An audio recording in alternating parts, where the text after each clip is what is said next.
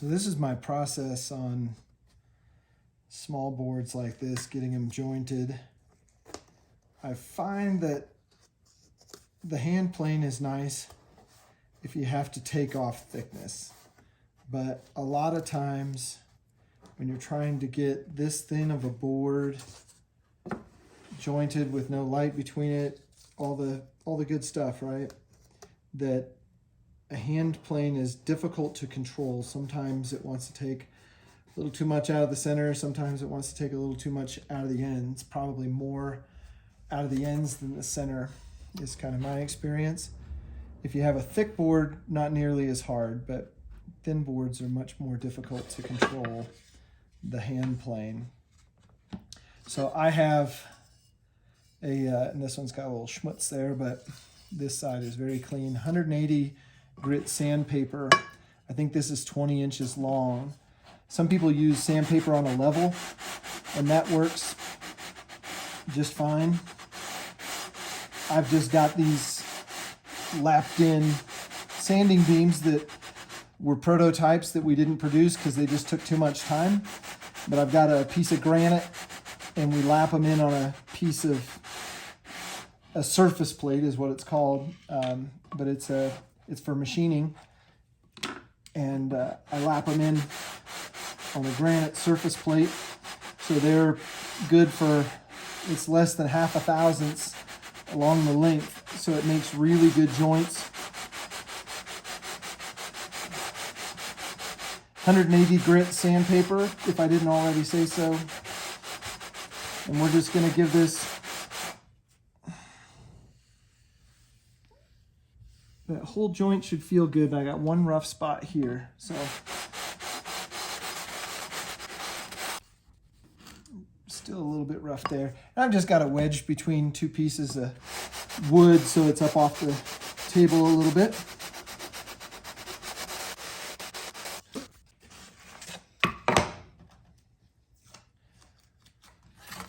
Now there's a good chance we'll have to do this again, but first things first, let's take a look at where we're at and see what needs work.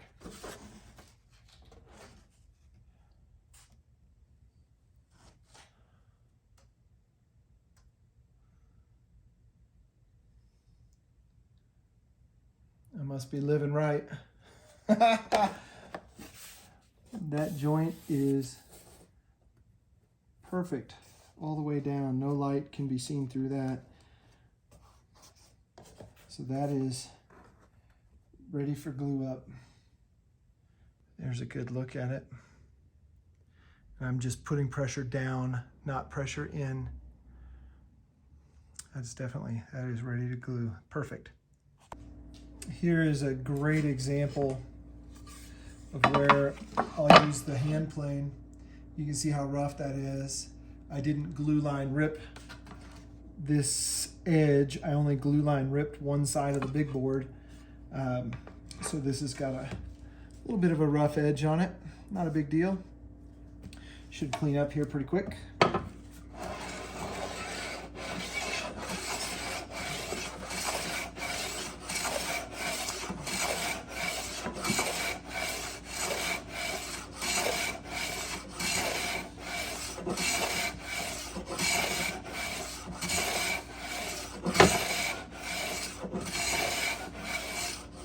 Almost.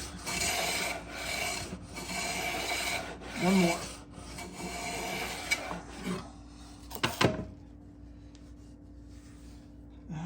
We need a little bit back here.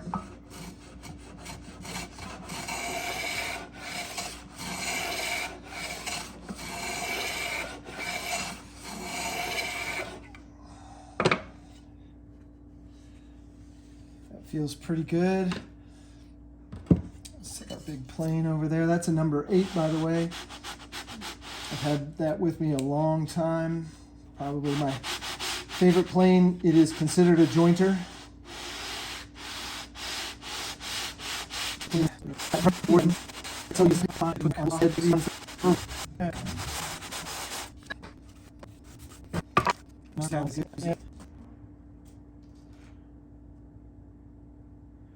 Oh man, I'm living right.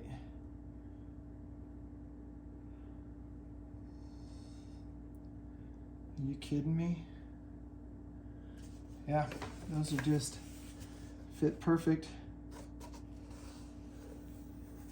All the way down. Wow, there we go. All right, we'll stick with that then. We've gone over to the iPhone, so I apologize for the quality. My camera took a dump on me. We got another camera coming, so hopefully we'll swap that out soon. A couple people have asked about this beam, and you can see a little residue from some tape or something like that, but these are beams that we make at Skyscraper, and they're hand lapped on a surface plate so that the narrow edges are just dead flat within about half a thousandths, I believe, from end to end. This is a prototype we made of some really long ones, and we never manufactured them because the amount of time that it took to lap this, we just couldn't charge enough for them to make it work for us. But now we're turning our attention to the top, and I ordered some lumber in from Alaskan Tone Woods, I believe that's the right name, and I got some really nice stuff and I got some stuff that's okay. And I did that on purpose. I didn't want to waste really nice tops on some tests, basically me learning. So just buying some inexpensive tops. This is some brace wood that they sent. I've already cut a bunch of it up for the braces for a couple guitars, I think. And so this is how they come. You can see this set has got a little inclusion there, and then there's some weird grain pattern in here. And then he said, hey, this is a reverse side. It looks like it's got a little bark coming through or something like that. And then this is the money side. You can still see that little disturbance coming through there on both halves. No big deal. This is a test set. It does have a little bit of figuring in it, which is kind of cool. I don't know if that's coming through on the camera. And then I've got a couple other sets. This one you can see the kind of figuring ripple going through it there. And it has an inclusion too and some grain differential, but it's outside of the pattern. So that's some really pretty wood. This I'll probably go ahead and join up for guitar number 2. We're gonna do this just like last time. We'll tape the two pieces together just so they don't move on us.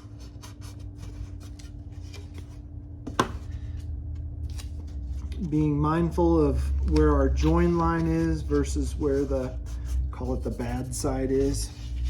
We've got that inclusion, if you remember, up there. So we want to joint the good side here where all the grain's nice and straight and is fairly tight. Let's push that ahead just a smidge.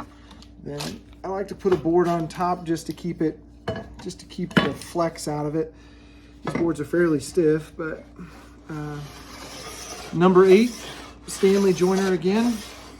We got some curls blocking my way here. There we go.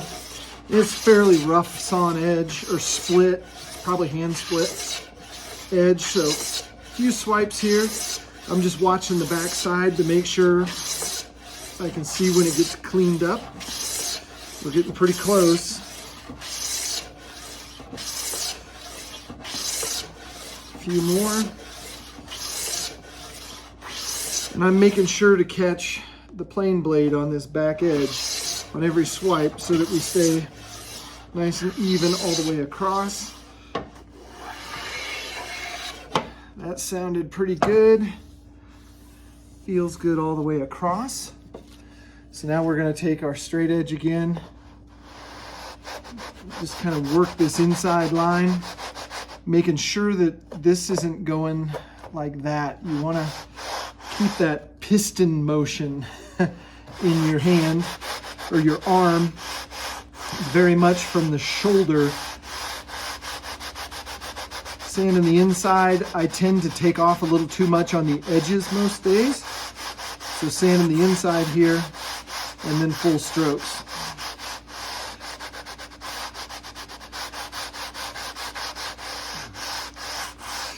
And I see sawdust all the way down, so I think we are in good shape.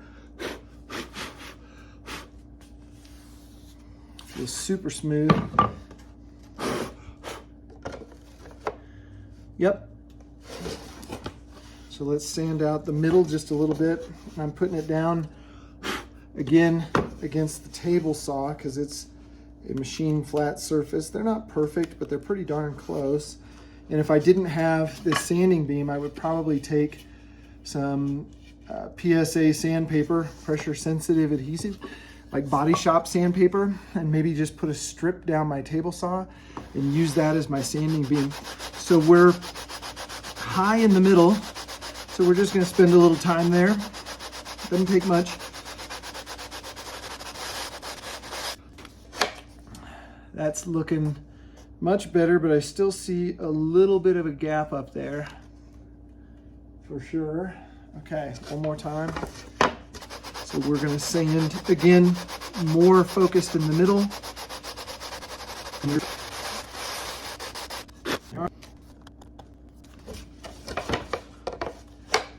Oh, listen to that. You can hear when they fit. Just makes a different sound, and that's fitting up really well at that end. Let's hold it up to the light. Oh yeah. Nope. That is it. That is absolutely it. So this one's ready to join. I'm gonna sand a couple others just to get them done and have them in reserve in case I make a mistake. I've got a back set ready to go here in the Go Bar deck. We just need to add some glue. This is a little bit of a hybrid. I've seen people do this on melamine with strips on the side. I've seen them do it slightly different in a Go Bar deck, but I figured we'd give this way a try. I've already got 2 other back sets glued up here. This was a success.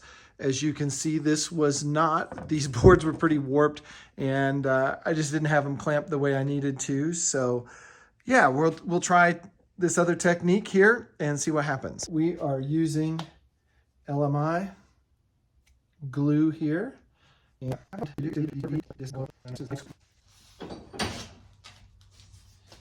So we'll line this back up like it was, hopefully.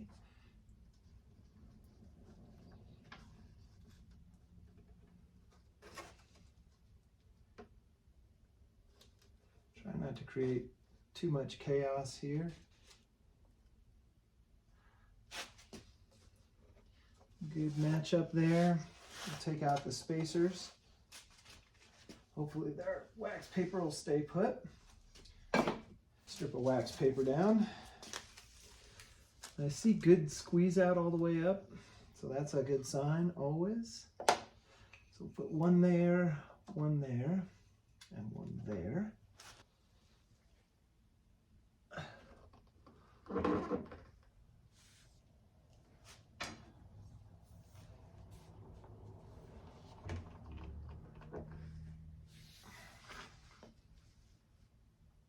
Making sure those are centered.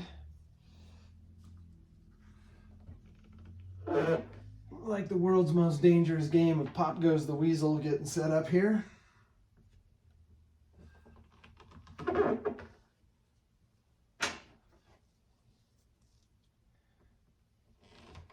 And yes, I do have eye protection on, just in case this game does not go in my favor. I've had eye surgery before, not very fun.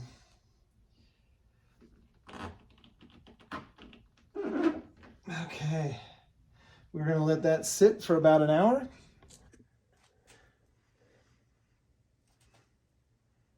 The back and top glue ups came out great.